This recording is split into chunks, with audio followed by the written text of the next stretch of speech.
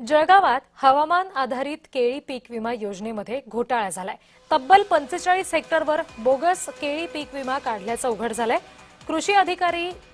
कृषी विभागाने काढलेल्या सॅटेलाइट पडताळणीमध्ये हे सत्य समोर आलंय। बोगस विमा काढणाऱ्या 55,000 शेतकऱ्यांना नोटीस दिली गेलेली आहे।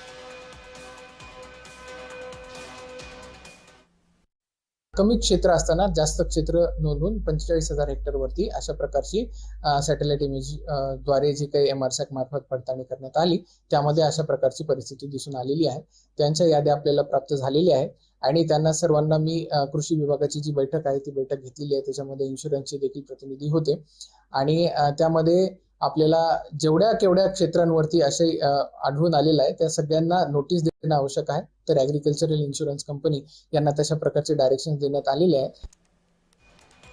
जळगावमध्ये हवामान आधारित केळी पीक विमा योजनेमध्ये घोटाळा झाल्याचं समोर आलेलं आहे आणि संबंधित घोटाळेबाजांना आता नोटीस सुद्धा दिली गेलेली आहे। कृषी विभागाने केलेल्या सॅटेलाइट पडताळणीमध्ये हे सगळं सत्य समोर आलेलं आहे। तब्बल 45 हेक्टरवर बोगस केळी पीक विमा काढल्याचं उघड झालेलं आहे।